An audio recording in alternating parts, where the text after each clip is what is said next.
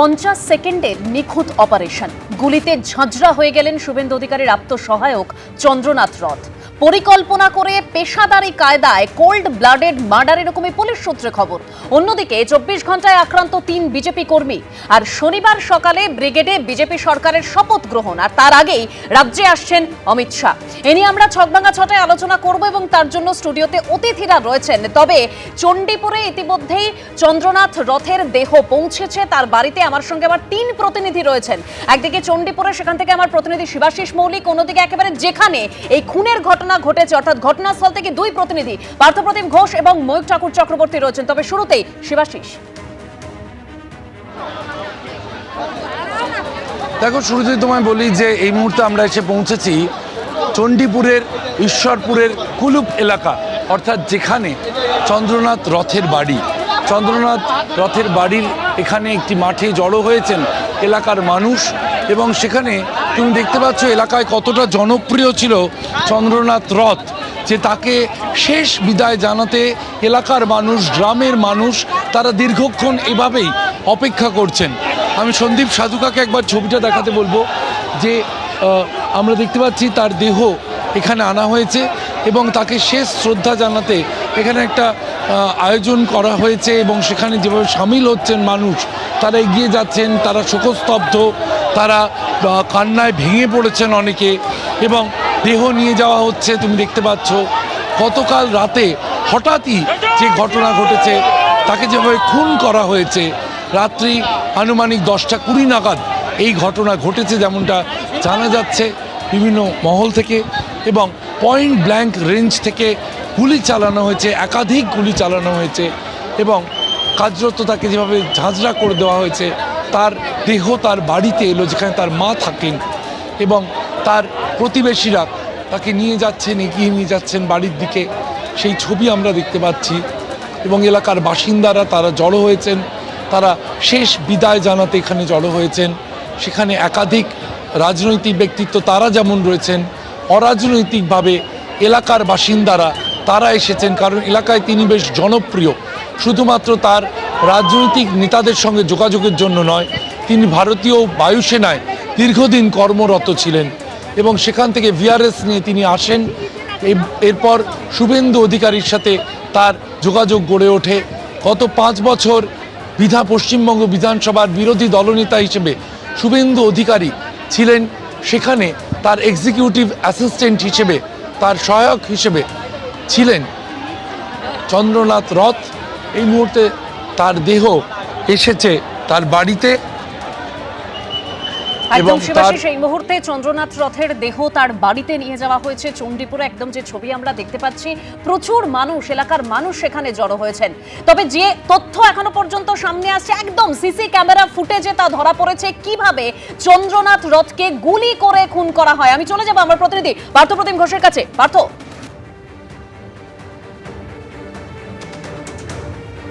দেখো, 50 সেকেন্ডের একেবারেই অপারেশন, এবং সেই 50 সেকেন্ডের মধ্যে কিভাবে কি খুনের ঘটনাটি ঘটলো সমস্ত বিষয়টা কিন্তু এলাকায় যে সিসি ক্যামেরা রয়েছে সেই সিসি ক্যামেরা ফুটেজে স্পষ্ট হয়েছে। এবং যে সিসি ক্যামেরা ফুটেজ দর্শকরা দেখতে পাচ্ছে, সেখানে দেখতে পাওয়া যাচ্ছে একবারে গতকাল রাত্রিবেলা যখন চন্দ্রনাথ রথের গাড়ি ঢোকে, এবং তার পরবর্তীকালে একেবারে গাড়িটা এখানে আটকানো হলো। আটকাবার পর একেবারে পয়েন্ট ব্ল্যাঙ্ক রেঞ্জ থেকে টার্গেট করে একবারে যাতে মৃত্যু নিশ্চিত হয় তার জন্য কিন্তু তাকে গুলি করে খুন করলো, এবং তার পরবর্তীকালে কিন্তু একেবারে গোটাটা পূর্ব পরিকল্পনা করে, অর্থাৎ গাড়ি নিয়ে এলো খুন করার জন্য, গাড়িটাকে নিয়ে চন্দ্রনাথ রথের গাড়ি আটকাবার জন্য, এবং তার পরবর্তীকালে তারা প্ল্যান বি হিসাবে অর্থাৎ পালানোর জন্য মোটর বাইক রেডি করে রেখেছিল। সেই মোটর বাইকে করে কিন্তু দুষ্কৃতীরা, বাদতায়ীরা তারা পালিয়ে গেল। অর্থাৎ গোটা ঘটনার অনেকদিন আগে থেকেই যে ব্লু প্রিন্ট তৈরি করা হয়েছিল, তাই সিসি ক্যামেরা ফুটেজ দেখলে বা ঘটনার যে পরপর যে বিষয়গুলো উঠে আসছে সেটা দেখলে একেবারে পরিষ্কার হচ্ছে। দেবস্মিতা, একদম পার্থ, ঠিক যেরকম বলছিল আমাদের প্রতিনিধি, গোটা ঘটনার ব্লুপ্রিন্ট আগে থেকেই তৈরি করা হয়েছিল, এবং তাই জন্য পুলিশ যেরকম জানাচ্ছে যে পূর্ব পরিকল্পিত এই ঘটনা। তবে এই গোটা অপারেশনটা ঠিক কিভাবে চললো, আমাদের অপর প্রতিনিধি ময়ূক ঠাকুর চক্রবর্তী রয়েছেন আমাদের সঙ্গে। ময়ূক, দেবস্মিতা মধ্যমগ্রামের দোহারিয়া এলাকায় আমরা রয়েছি। আমি প্রথমে ছবিটা তোমায় একবার দেখাই। তুমি দেখো যে রাস্তার এই দোহারিয়ার যে রাস্তা, এই রাস্তা দিয়ে প্রত্যেক দিন চন্দ্রনাথের গাড়ি রাত 9:30 থেকে 10:45-টার মধ্যে যশোর রোডের দিক থেকে আসে এবং তার সোজা সামনে একটি ফ্ল্যাট রয়েছে একটি আবাসনের মধ্যে, সেখানে তিনি যান। গতকালও এখান থেকে আসছিল এবং আসার পর আমি ক্যামেরা পার্সন ভগবানকে বলবো দেখানোর জন্য, দেখো এই রাস্তাটা ঠিক এই জায়গায় দোহারিয়া পেয়ারা বাগান বলে একটা আর একটি পাড়া রয়েছে, তার জন্য এই জায়গাটা রাস্তাটা অন্য জায়গার থেকে তুলনামূলকভাবে পরিসরটা বড় রয়েছে, চওড়া রয়েছে। এই যে ফাঁকা জায়গাটা, একটা কারখানার বাইরে যে জায়গা, এখানেই আততায়ীরা একটা নিসান গাড়ি এবং সঙ্গে একটি বাইক নিয়ে দাঁড়িয়েছিল এবং তারা কিন্তু অপারেশনের বেশ কিছুটা সময় আগে থেকেই তারা এখানে দাঁড়িয়েছিল। চন্দ্রনাথের গাড়ি যখন এই যশোর রোডের থেকে এখানে পৌঁছায়, সঙ্গে সঙ্গে এখান থেকে ওই নিসান গাড়ি গিয়ে ওই গাড়িটিকে অবস্ট্রাকশন করে, চন্দ্রনাথের গাড়ি, এবং তারপরই এর পাশে দাঁড়ানো আততায়ীরা গাড়ি থেকে নামেন একজন এবং আরেকজন গিয়ে সোজা যে গাড়ির কাঁচ চন্দ্রনাথের, সেই গাড়ির কাঁচের মধ্যে বন্দুক সাঁটিয়ে তাকে গুলি করা হয়। এবং আমরা বারবার একটা কথা বলছি, চন্দ্রনাথের শরীরে যে বুলেটের ইনজুরি রয়েছে, যতগুলো রয়েছে, গাড়ির যে পেনিট্রেশন মার্ক রয়েছে কাঁচের মধ্যে, সেগুলো অতটা নেই। তার মানে বোঝাই যাচ্ছে যে কতটা ডেসপারেটভাবে ডেথ কনফার্ম করার জন্য শুধুমাত্র একটা জায়গায় বন্দুক সাঁটিয়ে গুলি করা হয়েছে এবং কোল্যাটারাল ড্যামেজ হিসাবে তার যে গাড়ির চালক তিনি জখম হয়েছেন। প্রাথমিকভাবে পুলিশি তদন্তে এমনটাই পাওয়া যাচ্ছে। সিসিটিভি ট্রেল দেখা হচ্ছে। অভিযুক্তরা ঘটনার পর একজন অভিযুক্ত এদিক দিয়ে যশোর রোডের দিকে চলে গেল এবং আরেকজন অভিযুক্ত এই যে রাস্তা আমার ঠিক উল্টো দিকে, এটা সোজা রাজারহাট বাদুর দিকে গেছে, এই দিক দিয়ে গেছে বলেই এখনো পুলিশ সূত্রে খবর। পুলিশ আধিকারিকরা প্রত্যেক জায়গায় সিসিটিভি ফুটেজ দেখছেন এবং তারা আশাবাদী খুব দ্রুত তারা এই সেন্সেশনাল খুনের ঘটনার কিনারা করতে পারবে। একদম ধন্যবাদ ময়ূক। অর্থাৎ কিভাবে খুনের ঘটনা ঘটলো একদম গোটাটা আপনাদের সামনে তথ্য তুলে ধরলাম। 10 রাউন্ড গুলি চালানো হয়েছিল বলে ইতিমধ্যে খবর পাওয়া যাচ্ছে। কিন্তু আমি এখান থেকে আমাদের সঙ্গে রয়েছেন প্রাক্তন পুলিশ কর্তা অরিন্দম আচার্য। আমি অরিন্দমদার কাছে যাব। অরিন্দমদা, বলা হচ্ছে পূর্ব পরিকল্পিত একেবারে পেশাদারি কায়দায় এই খুনের ঘটনা ঘটানো হয়েছে। আর এই যে পরিকল্পনা, অরিন্দমদা কি মনে হয়, মানে এটা ঠিক কতদিন আগে এরকম পরিকল্পনা করা হয়েছে? দেখুন, প্রথম কথা, আপনারা যে আজকে চন্দ্রনাথ রথ সম্পর্কে বললেন, সবই বললেন, কিন্তু ছেলেটি রামকৃষ্ণ মিশনের স্টুডেন্ট, একটা আদর্শ নিয়েছে, আজকে বড় হয়েছে। আমি আপনাদেরকে প্রথমেই বলে দিই, this is nothing but organised pre planned wise murder. দীর্ঘদিন ধরে তাকে রেকি করা হয়েছে এবং সে যে ভবানীপুরে যখন নাকি অক্লান্ত পরিশ্রম করছে একটা জায়গায়, সে তখন পরবর্তীকালে যখন ওই মিষ্টি খাওয়াচ্ছে, তুই মিষ্টি খাচ্ছিস, তুই গুলি খা। আমি আপনাদের আজকে সব জনসাধারণকে বলছি যে ঈশ্বরের অপার করুণা যে মিস্টার শুভেন্দু বাবু আজকে বেঁচে গেছে, কারণ টার্গেট ছিল তাকে মেরে দেওয়া। আমি আপনাদেরকে আবার দ্বিধাহীন কণ্ঠে বলছি, মিস্টার শুভেন্দু অধিকারীকে খুন করা কারণ আজকে সুপ্রিম কোর্ট গত মার্চ মাসে যে কথাটা বলেছিল, আমি আপনাদের বলি যে সেকেন্ড মার্চ 2026 যেটা বলেছিলেন, কি বলেছিলেন? সুপ্রিম কোর্ট বলেছিলেন যে most polarised state is West Bengal. আমরা কি জানি না ওখানে কি হচ্ছে? আইন শৃঙ্খলা সম্পূর্ণ ভেঙে যাচ্ছে। আমি আপনাকে জিজ্ঞাসা করছি ম্যাডাম, যে আমাদের 36টা স্টেটের মধ্যে কোন বিরোধী পক্ষের আজকে 32টা আজকে কেস স্টার্ট হয়, বিরোধী পক্ষকে আজকে 32টা কেস করেছে কেন? আউট অফ প্রিভিয়াস গ্রাস, যাতে সে আজকে ভোটে না জিততে পারে, সে আজকে যাতে সেই জায়গাটা না পৌঁছাতে পারে। অধিকারীর আত্মসহায়ককে খুনের ঘটনা পুলিশ তদন্ত করছে, অবশ্যই সেই তদন্তের দিকে আমাদের নজর থাকবে। তবে গাড়ি আটকে শুভেন্দু অধিকারীর পিএ কে খুন করা হয়েছে। ভয়াবহ হত্যাকাণ্ডের আগে থেকেই এলাকায় ঘুরছিলেন চন্দ্রনাথ রথের পথ আটকানো সেই নিসান গাড়ি।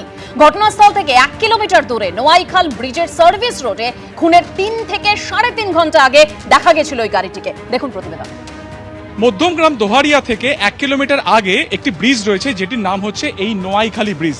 এখান থেকে কিছু দূরেই হচ্ছে সেই দোহারিয়া, যেখানে চন্দ্রনাথ রথের গাড়ি আটকে ছিল, যে নিশান গাড়ি, সেই গাড়ি ঘটনার আগে 3 থেকে 3.5 ঘন্টা আগেও এই নোয়াখালী ব্রিজের যে পাশে সার্ভিস রোড রয়েছে, সেই সার্ভিস রোডে বেশ কিছুক্ষণ কিন্তু গাড়িটি ছিল। এবং পুলিশ সূত্রে জানা যাচ্ছে যে রাস্তার সিসিটিভি ফুটেজ অনুসারে ঘটনার বেশ এই 3 থেকে 3.5 ঘন্টা আগে গাড়িটি শুধুমাত্র এখানে ছিল না, এর আশপাশে বিভিন্ন জায়গায় সেই গাড়িটি কিন্তু ঘুরে বেড়াচ্ছিল।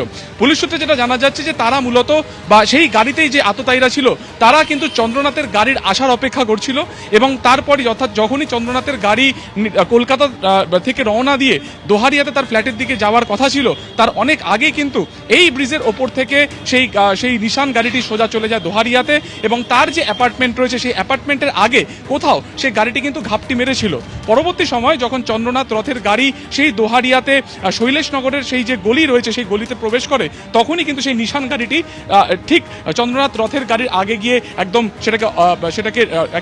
সেটাকে ঢেকে দাঁড়ায়, এবং তারপরে কিন্তু সেই গাড়ি থেকে নেমে আততায়ীরা একের পর এক গুলি করে। ফলত এই মুহূর্তে এই যে নোয়াইখালী ব্রিজের আশপাশে যে সমস্ত সিসিটিভি ফুটেজ রয়েছে সেই ফুটেজ চেক করা হচ্ছে যে গাড়িতে কতজন ছিল, গাড়িটি কতক্ষণ ব্রিজে দাঁড়িয়েছিল, এবং এখান থেকে কোন কোন ডিরেকশনে গাড়িটি ঘুরেছিল ঘটনার আগের মুহূর্তগুলোতে। ক্যামেরা প্রীতম চক্রবর্তীর সঙ্গে সুকান্ত মুখোপাধ্যায়, এবিপি আনন্দ, মধ্যমগ্রাম। ইতিমধ্যেই চন্দ্রনাথ রথ তার দেহ তার বাড়ি অর্থাৎ চণ্ডীপুরে তার বাড়িতে নিয়ে যাওয়া হয়েছে। সেখান থেকে আমাদের প্রতিনিধি শিবাশিস মৌলিক রয়েছেন। শিবাশিস, আমরা ছবি দেখতে পাচ্ছি, এলাকার প্রচুর মানুষ সেখানে জড়ো হয়েছেন একবার শেষ শ্রদ্ধা জানানোর জন্য, শেষ দেখার জন্য। একদমই তাই। দেখো, শুরুতেই তোমায় বলি যে চণ্ডীপুরের ঈশ্বরপুর এলাকার কুলুপ এলাকা, সেই চণ্ডীপুরের ঈশ্বরপুর গ্রামের কুলুপ এলাকা, এই এলাকাতেই কিন্তু বড় হয়েছেন চন্দ্রনাথ রথ। দীর্ঘদিন এখানেই তিনি থাকেন। ভারতীয় সেনাবাহিনীর সঙ্গে দীর্ঘদিন তিনি যুক্ত ছিলেন। তারপর ভিআরএস নিয়ে তিনি এসে শুভেন্দু অধিকারীর সঙ্গে যুক্ত হন। আমরা যেমনটা জানতে পাচ্ছি গত 7-8 বছর তার সঙ্গে শুভেন্দু অধিকারীর যোগাযোগ। 2021 সালে পশ্চিমবঙ্গ বিধানসভায় বিরোধী দলনেতার দায়িত্ব নেওয়ার পর বিরোধী দলনেতার এক্সিকিউটিভ অ্যাসিস্ট্যান্ট হিসেবে তিনি পশ্চিমবঙ্গ বিধানসভার সঙ্গে যুক্ত ছিলেন। এরপর 4 মে ফল প্রকাশ হয় গতকাল রাতে, যে তার সেই ফ্ল্যাটের দিকে ফিরছিলেন যেখানে তিনি নিয়মিত থাকেন, এবং সেই সময় তারকে যেভাবে পয়েন্ট ব্ল্যাঙ্ক রেঞ্জ থেকে গুলি করে খুন করা হয়, এবং বিচার চেয়ে জড়ো হয়েছে এই এলাকার মানুষ। তারা একদিকে যেমন তারা শ্রদ্ধা জ্ঞাপন করছেন চন্দ্রনাথ রথকে, অন্যদিকে তারা বারংবার সরব হচ্ছেন অবিলম্বে এই খুনিদের গ্রেপ্তার করতে হবে এবং তাদের দৃষ্টান্তমূলক শাস্তি দিতে হবে। এই দাবিতে কিন্তু এই এলাকার মানুষ তারা জড়ো হয়েছেন। তারা চোখের জলে বিদায় জানাচ্ছেন পাড়ার ছেলে চন্দ্রনাথ রথকে। যে কথা তুমি বলছিলে, এই খুনের ঘটনার সঙ্গে যারা জড়িত তাদের অবিলম্বে শাস্তির দাবি জানাচ্ছেন এলাকার মানুষজন। শোকে বিহ্বল এলাকা, যে ছবি আমরা দেখতে পাচ্ছি। সন্তনদা, না দেখুন, খুবই দুঃখের ঘটনা। চন্দ্রবাবুর সঙ্গে আমার বছর 5-5.5 গভীর যোগাযোগ ছিল। ওনার ফোন অনেকবার আসতো আমার কাছে, কথা হতো। এমনকি শুভেন্দুদার অফিসে গেলে প্রথমে উনি রিসিভ করতেন, বসাতেন, কথা বলতেন, এবং ওরা খুব সুন্দর আন্তরিকতা ছিল।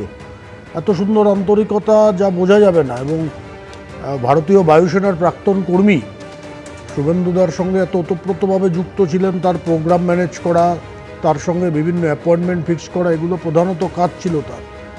এটা খুব আশ্চর্য লাগছে যে এই ঘটনাটা ঘটলো, কিন্তু এতদিন আগে থেকে প্ল্যান করা হয়েছে। এটা কিন্তু আকস্মিক ঘটনা নয় যে একদিনে আগে 24 ঘন্টার প্ল্যানিং, এটা নয়। আমার যতদূর মনে হচ্ছে যবে থেকে শুভেন্দু অধিকারী ভবানীপুরের প্রার্থী হয়েছেন তবে থেকে এই প্ল্যানটা চালু হয়ে গেছিল। কারণ এত কিছু হয়েছে, নাম্বার প্লেটটা ফেক, এমনকি গাড়ির যে চেসিস নাম্বার হয় সেটাকে পর্যন্ত বদলানো হয়েছে। আপনারা প্রতিবেদনে দেখালেন যেভাবে একটা রেকি করেছে, অর্থাৎ এসকেপ রুট করা ছিল, যেভাবে ওই প্ল্যান ফেল করলে সেকেন্ড প্ল্যান। এত গভীর ষড়যন্ত্র রয়েছে, তো খুব বড় মাথা আছে এর পেছনে। এ তো মধ্যমগ্রাম, দাদু, বারাসতের 3টে ক্রিমিনাল মিলে বা 3টে ক্রিমিনাল সুপারি নিল আর এই কাজটা করে ফেললো। এটা হতে পারে না, এটা অসম্ভব। তার জন্য আমার মনে হয় যে তৃণমূল কংগ্রেস যখন ক্ষমতায় ছিল পুরো দমে, এখন কয়েকদিন আগে অবধি, তখন এই প্ল্যানটা রচনা করা হয়েছে, যার কোনো রকম আজ পুলিশ প্রশাসন হোক বা বিজেপি নেতৃত্ব হোক বা শুভেন্দুদা নিজে হন বুঝতে পারেননি। আর যেটা অরিন্দমবাবু বললেন, এটাও হতে পারে যে বিরোধী দলনেতা হয়তো টার্গেট ছিলেন, কিন্তু তার এত সিকিউরিটি আছে, জেড প্লাস ক্যাটাগরির সিকিউরিটি, সিআরপিএফ থাকে সবসময়, তার জন্য সুযোগ পাচ্ছিল না। সুযোগ পাওয়া অসম্ভবই প্রায় এক প্রকার, নিরাপত্তা অত্যন্ত নিশ্চিদ্র।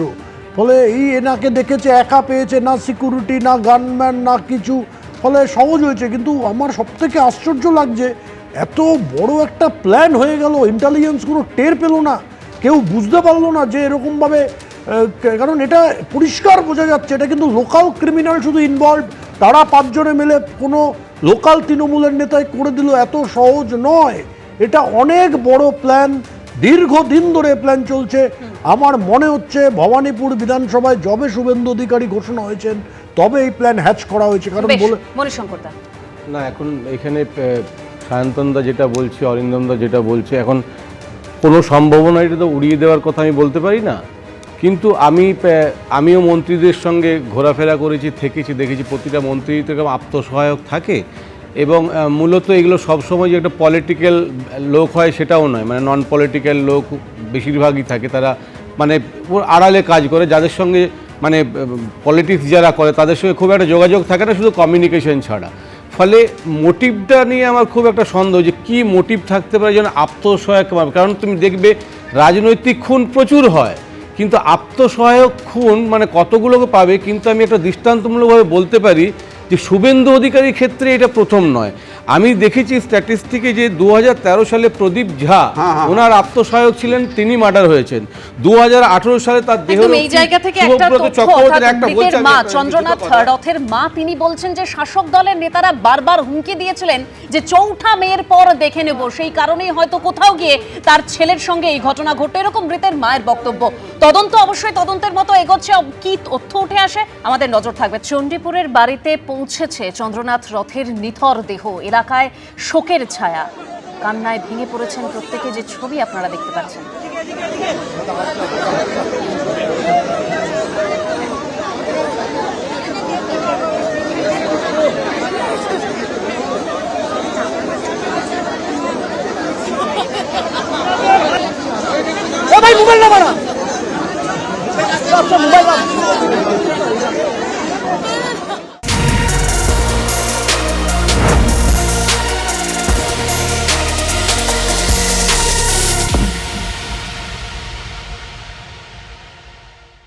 এবিপি আনন্দ, এগিয়ে থাকে, এগিয়ে রাখে।